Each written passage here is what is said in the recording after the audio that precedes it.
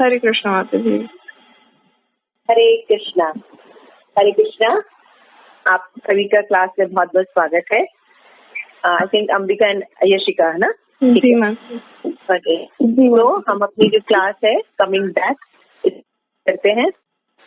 इसमें हम जो पढ़ रहे थे, इसमें हम ये पढ़ रहे थे कि अभी हमने कमिंग बैक या पुनरागमन के सिद्धांत की जो बुक है प्रभुपाद के द्वारा जो लिखी गई पुनरागमन, उसमें हमने पढ़ा कि किस तरह से रीबर्थ यानी पुनः जन्म होता है ना? तो उसमें हम पहले सिद्धांत के रूप में बहुत अच्छे से सब चीजें पढ़ें, समझें कि किस तरह से पुनरागमन होता है, आत्मा कहाँ रहती है, क्या है, देहांतरण क्या है, सिद्धांत के रूप में समझे। तो इसके बाद हम स्टोरी के माध्यम से पढ़ रहे थे, है ना? तो समझने की कोशिश करें। हाँ, ये तो ठीक है, हमने थ्योरी टाइप का पढ़ लिया। तो क्या प्रैक्टिकल भी कभी किसी ने देखा है कि इंकारनेशन होता है, री इंकारनेशन? तो देखा हाँ होता है। तो हमने सबसे पहले एविडेंस देखा कहाँ से? पिछली क्लास में हमने पढ़ा था श्रीमद् भागवतम से पढ़ा था ना। एक राजा थे, उनके लेकिन पुत्र जो हुआ वही उनके शोक का कारण हुआ, वही उनके मृत्यु का कारण हुआ। तो मतलब री इंकारनेशन हुआ ना, उसका मरने के बाद फिर से जीवित हुआ। हाँ जी। इसका क्या मतलब होता है? आत्मा ऐसा होता है। तभी हम दूसरी स्टोरी पढ़ेंगे। दूसरी स्टोरी का नाम है ममता का शिकार। ज्ञान की निरांतस्य ज्ञानांजन शलाक्या गुरुदेव नमः।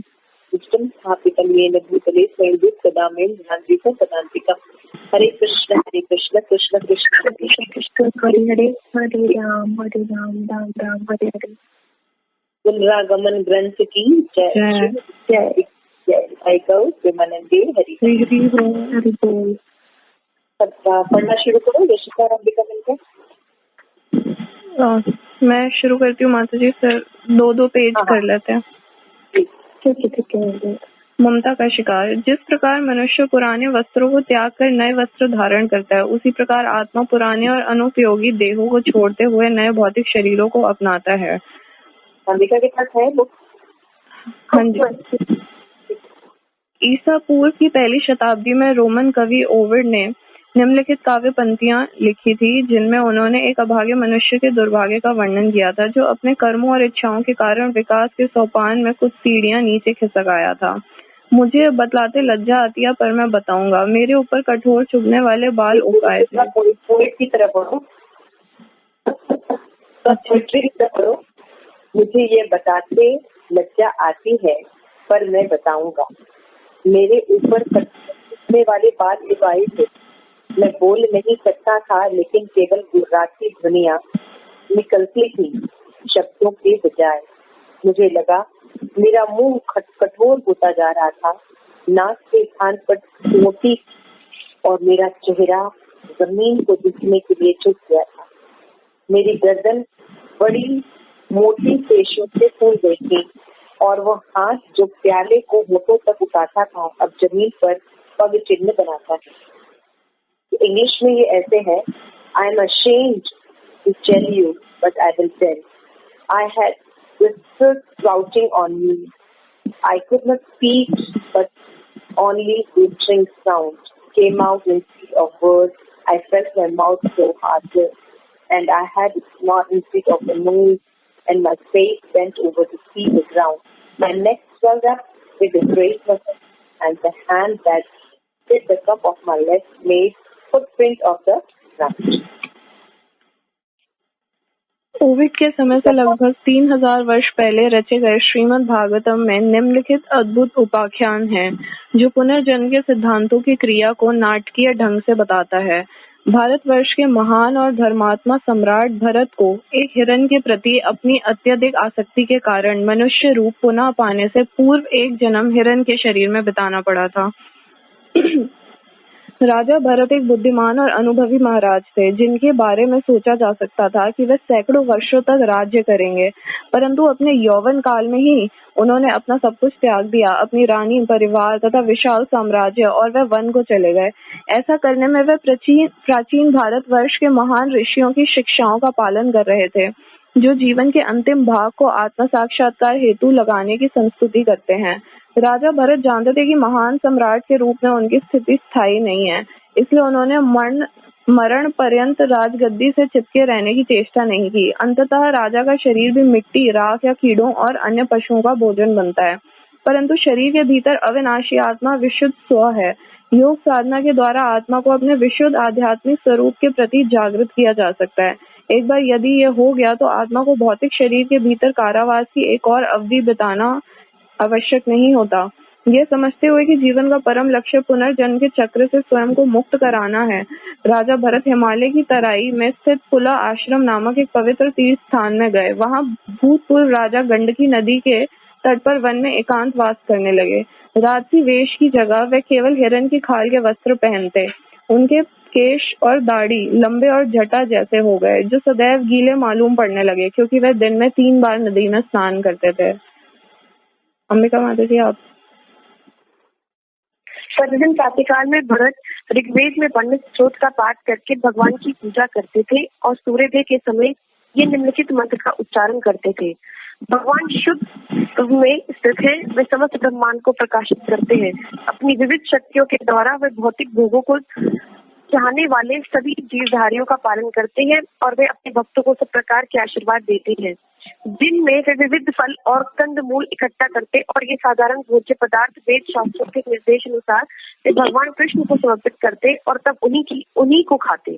यद्यपि वे सांसारिक ऐश्वर्य से संपन्न महान राजा रह चुके थे, अब उनके तपोबल से भौतिक भोगों के लिए उनकी सभी इच्छाएं समाप्त हो गई। इस प्रकार वे जन्म मृत्यु चक्र के बंधन के मूल कारण से मुक्त हो गए। पूर्ण पुरुषोत्तम भगवान के निरंतर ध्यान से भरत को आध्यात्मिक आनंद के लक्षणों की अनुभूति होने लगी। उनका हृदय आध्यात्मिक प्रेम जल से पूर्ण झील की तरह हो गया और जब उनका मन इस झील में स्नान करता तब उनकी आंखों से आनंद के आंसू बहने लगते। एक दिन जब नदी तट पर भरत ध्यान कर रहे थे, एक हिरनी वहां पानी पीने आई। जब वे पानी पी रही थी तब समीप ही वन में एक सिंह जोर से दहाड़ा। अत्यंत भयभीत होकर वह उछली और नदी से दूर भागी। चूंकि हिरनी गर्भवती थी, भागने के कारण उसके गर्भ से एक बच्चा तेजी से बहती हुई नदी के जल में जा गिरा। भय से कांपती और गर्भपात से दुर्लभ हो जाने के कारण हिरनी एक गुफा में घुस गई, जहाँ वह शीघ्र ही मर गई। जो ही ऋषि भरत ने हिरण के बच्चे को नदी में बहते हुए देखा, उनके हृदय में करुणा उत्पन्न हो गई।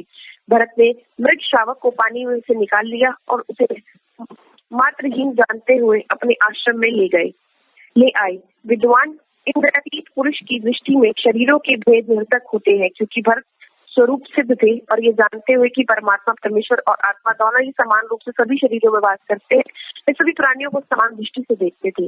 वे हिरण को प्रतिदिन ताजी हरी घास खिलाते और उसे आराम देने का प्रयास करते, परंतु शीघ्र ही उनके मन में हिरण के प्रति प्रगाढ़ आसक्ति उत्पन्न होने लगी।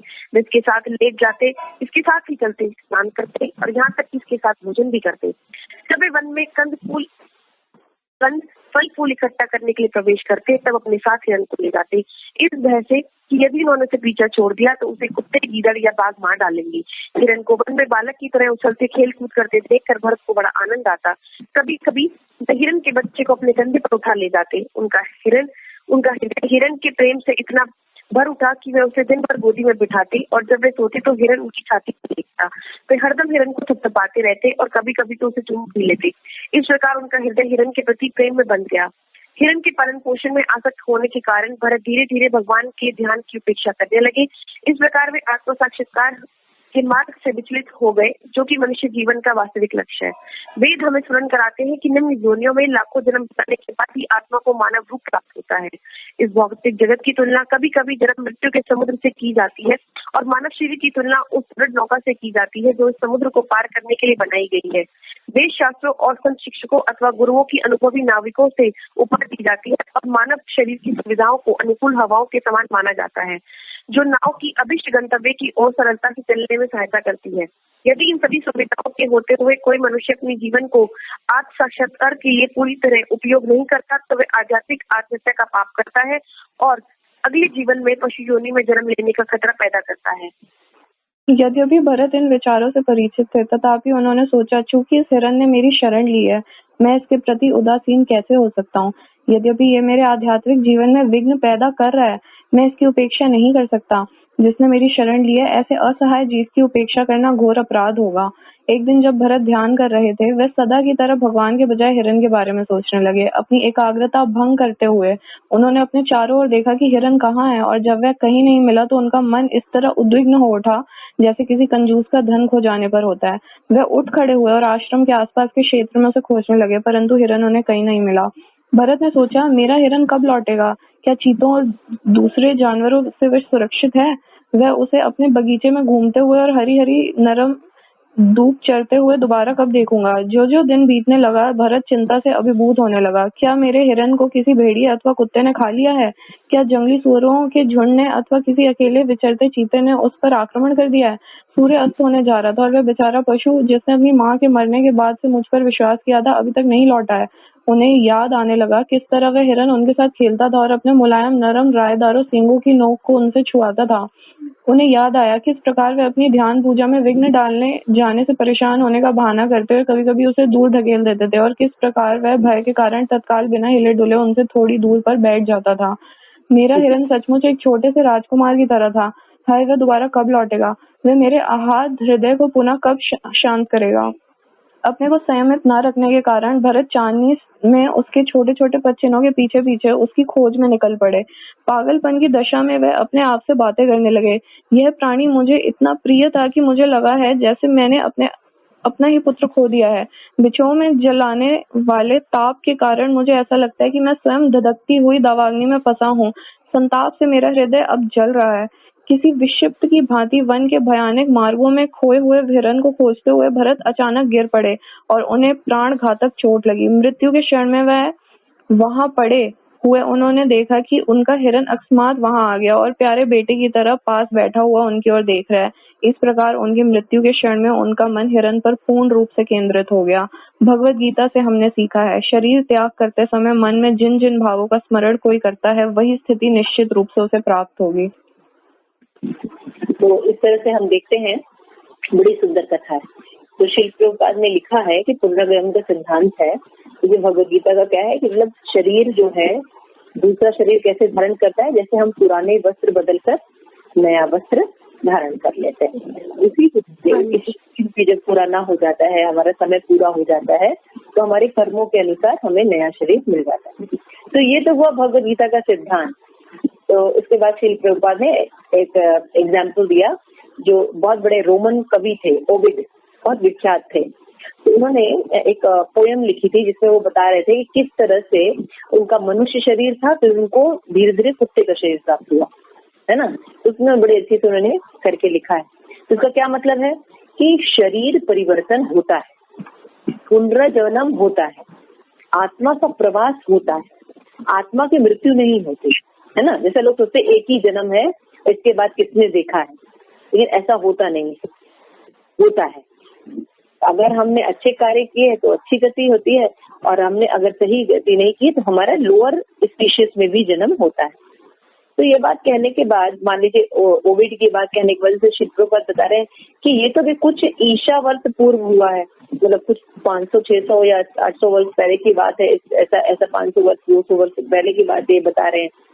लेकिन हमारे भागवतम में तो ओविड की कहानी को बहुत पहले बताया गया। तो हम भी सोच रहे थे कि ओविड की ऐसी कौन सी कहानी है जो श्रीमद् भागवतम में बताया गया है।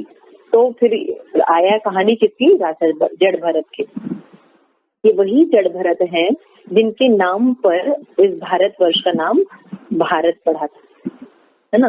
तो जो राजा भरत थे, ऋषभ देव के पुत्र, राजा ऋषभ देव भगवान के अवतार थे और बहुत ही यशस्वी प्रतापी राजा थे। पूरे विश्व पर इनका राज्य था। उसी तरह से उनके पुत्र भी थे। राजा भरत बहुत ही सुंदर, वीर और बिल्कुल हर तरह के एडिकेट से उनके अंदर थे। तो राजा ने जो था उनका भगवान के प्रति और फिलॉसफी सब बहुत क्लियर थी।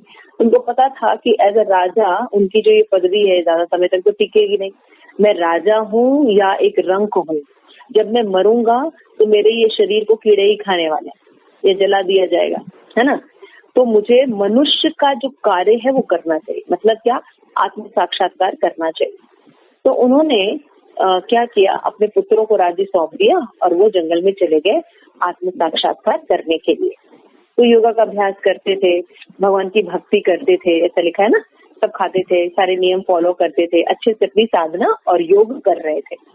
तभी एक दिन एक घटना घटी। क्या घटना घटी?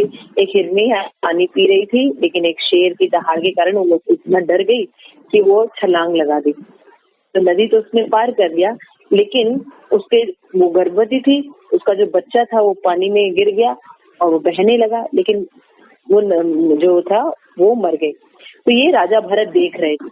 तो एक जन्मजात बच्चा जो था वो बहता हुआ जा रहा था, तो उनके हृदय में करुणा आई उसके प्रति, और उन्होंने क्या किया, उस बच्चे को पहले तो बचाया, निकाला, और छोटा सा बच्चा था तो उसको पालन पोषण किया। तो यहाँ पे ये सिद्धांत बताया जाता है कि जब हम किसी की रक्षा करते हैं या किसी के साथ जो भी टाइम बिताते हैं तो उससे प्रेम हो जाता है। हम जो भी कार्य करते हैं उसका इफेक्ट हमारे हृदय से हो जाता है, उसके प्रति अफेक्शन, आसक्ति डेवलप हो जाती है। इसलिए बार बार हमारे जो संत ऋषि हैं ये समझाते हैं कि हमें ऐसी चीजों में एसोसिएशन नहीं रखना चाहिए, ऐसे कुत्ता पालना, ये करना। क्यों? क्योंकि जैसे कि बोलते हैं ना, जैसे कुत्ता पालना होता है या कोई ऐसी एक्टिविटी होती है, मीट ईटिंग, ऐसे ऐसे जो भी अबंडेंट जो भी कार्य होते हैं, बहुत ज्यादा स्त्री पुरुष के संग वाले लोगों का संग करना, है ना, शराब पीना, ऐसे शराबियों का संग करना, ऐसे गलत लोगों के एसोसिएशन में जब हम रहते हैं और उनके जैसा काम करने लगते हैं तो हमें भी उन चीजों से आसक्ति हो जाती होती है ना। हाँ जी माता जी, होती है। इसलिए बोला जाता है शास्त्र में कि हम जब किसी के प्रति टाइम ज्यादा स्पेंड कर रहे हैं तो हमें देखना चाहिए कि वो व्यक्ति या वो चीज क्या है, वो भगवत भक्त है या नहीं। ये बहुत इम्पोर्टेंट है जानना, क्योंकि हम उसकी सेवा कर रहे हैं और हम उस व्यक्ति की जब सेवा करते हैं तो सेवा उसकी करते हैं जिससे हमें प्रेम होता है ना, जिसके प्रति हमें आसक्ति होती है, प्रेम होता है, अटैचमेंट होती है, हम उसकी सेवा करते हैं। तो अगर हम इन्हीं सब लोअर स्पीशीज की हम सेवा करते हैं तो उसके दिन भर हम उसका चिंतन करेंगे। ऑब्वियसली है, जब हम किसी चीज को प्रेम करेंगे तो उसके नहीं रहने पर भी हम उसके बारे में ही सोचेंगे, है ना। तो अभी क्या हो गया, यम यम यापी स्मरण धावन। अगर बाई द वे शरीर त्याग हुआ और उसी का स्मरण हो रहा तो हमको वही शरीर मिलेगा। और यही हुआ, शरीर जब उसका वियोग हुआ और वो सोचते कहाँ, उसको ये उनको राजा भरत को क्या लग रहा था कि मतलब मैं नहीं रहूंगा तो इसका क्या होगा।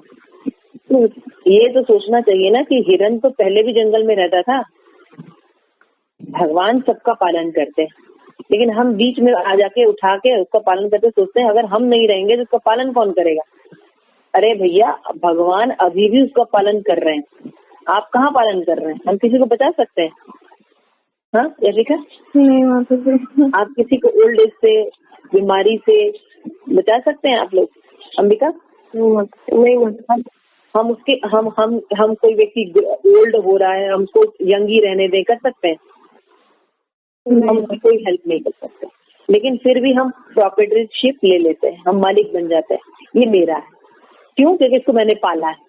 और दिन भर उसका चिंतन करेंगे, ना हम उसकी डाइजेशन सिस्टम में कोई कुछ कर सकते हैं, ना हम उसको कुछ कर सकते हैं, लेकिन हमें क्या लगता है हम ही सब कुछ कर रहे हैं, है ना। तो यहाँ पे जड़ भरत भी यही सेम काम कर रहे है ना। वो सोचते हैं कि मैं नहीं रहूंगा, शेर तो नहीं खा लिया, इसने तो नहीं खा लिया, गीदड़ ने तो नहीं खा लिया, उसका क्या होगा, उसकी तो माँ भी नहीं है, वो तो मेरे पर विश्वास करता था। फिर उसके बारे में वो जैसे फिल्म में दिखाते हैं ना, वो बातें, कैसे वो बैठता था, कैसे वो करता था, कैसे वो मेरी पीठ खुजलाता था, कैसे मुझे छेड़ता था, वो सब याद करते हैं। और वो जंगलों में ढूंढते रहते अचानक वो कहीं से गिरते हैं और उनकी मृत्यु होती है। जब मृत्यु हो रही होती तो वो हिरन कहीं से आ जाता है और उनको देखता रहता है। तो उनका जितना स्नेह रहता है वो उस हिरन को देखते देखते, ऐसे फिल्में, हिंदी फिल्में बहुत बनती है ना, हीरो हिरन वाली, लव अफेयर वाली, है ना। कौन सा दिल और कौन सी, पता नहीं कौन सी फिल्म, मुझे याद भी नहीं है। ऐसे कोई पुरानी लव स्टोरी टाइप की फिल्म होती है, फिर क्या बस हाँ देखते देखते मर गए, है ना।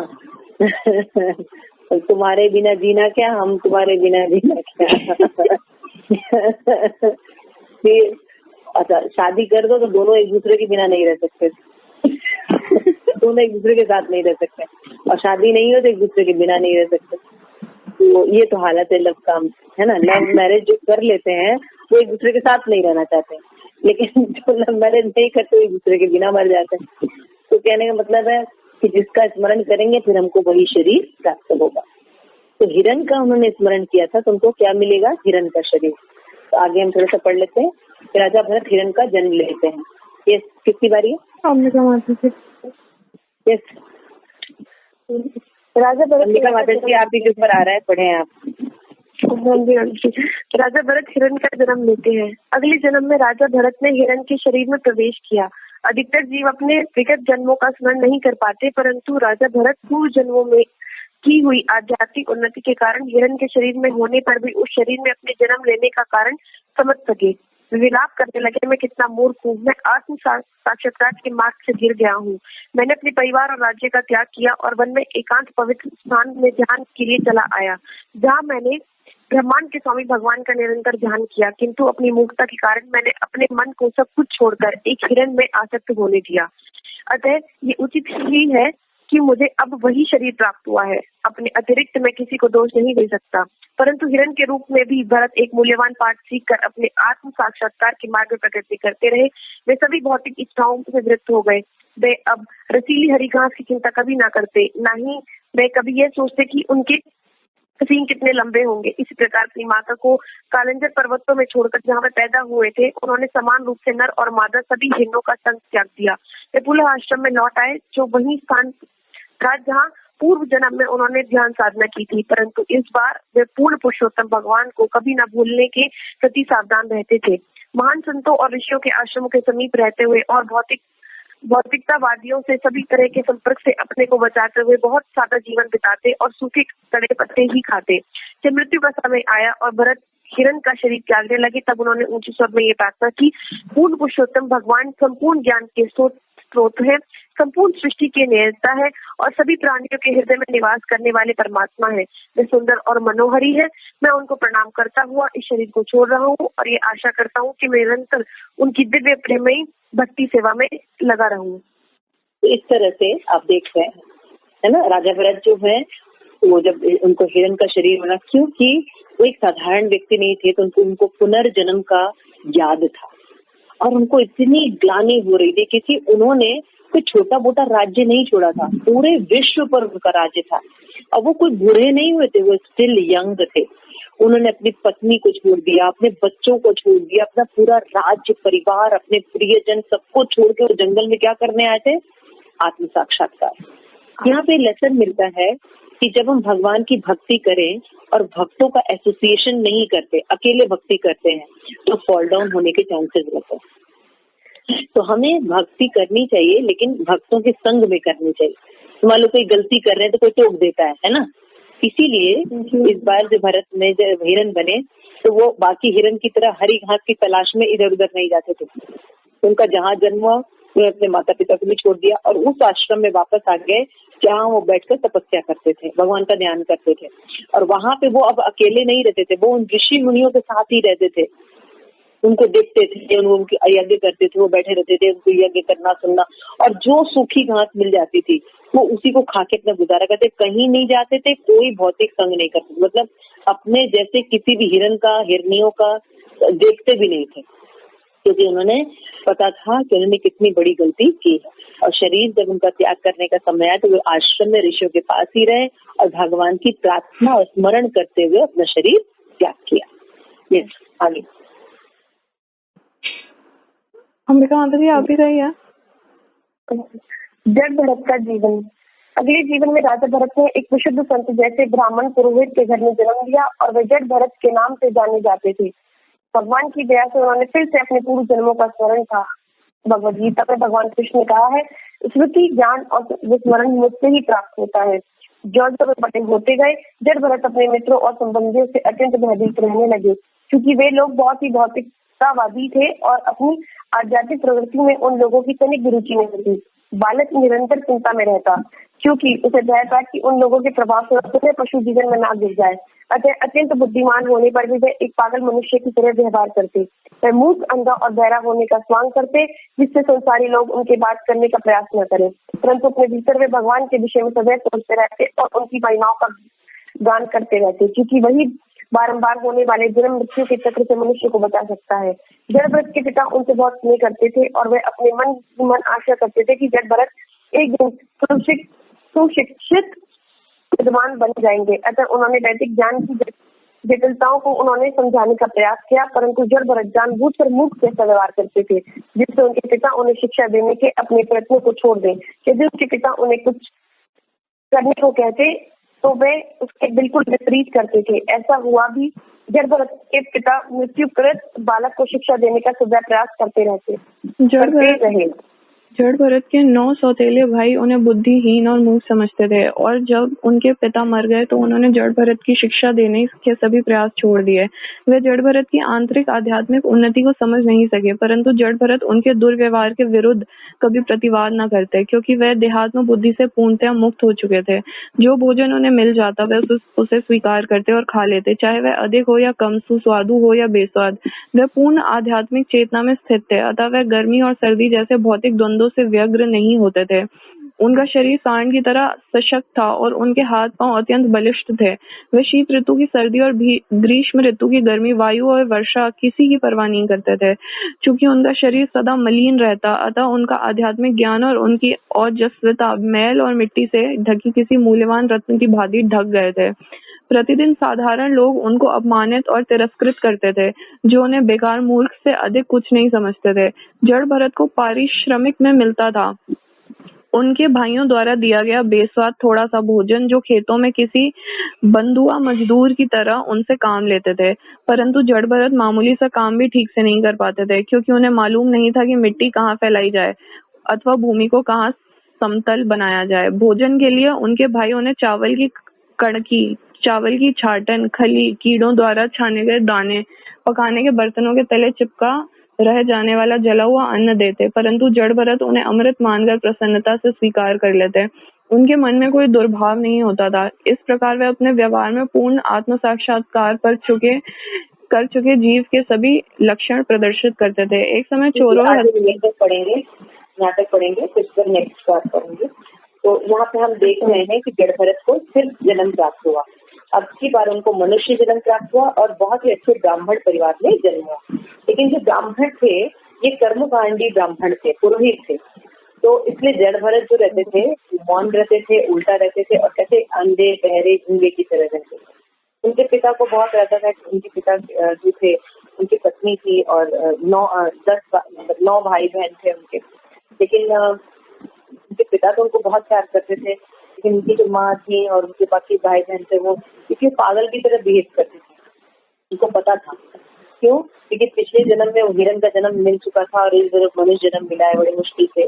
जानते थे कि केवल हमको अपने भगवान की भक्ति में ही ध्यान लगाना है और इन सांसारिक लोगों से दूर रहना, इसलिए वो कोई चीज में अपनी एक्सपर्टीज शो ही नहीं करते। लेकिन हम लोग क्या करते हैं मटेरियल वर्ल्ड में, हम ये भी कर सकते हैं, हम ये भी कर सकते हैं, दुनिया को ये दिखाते रहते हैं।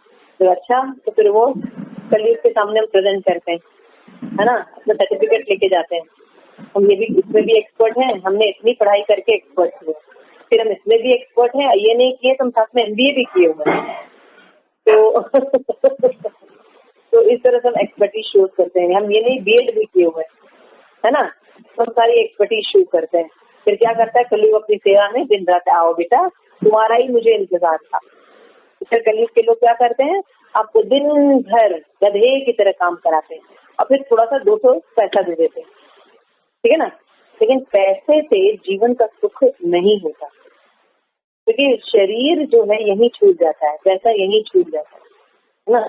जो आत्म साक्षात, ये मनुष्य जीवन जो है केवल आत्म साक्षात्कार के लिए मिला है। अगर हम वो कार्य नहीं कर रहे हैं और बाकी सब कर रहे हैं तो कोई मतलब नहीं, कोई मतलब नहीं।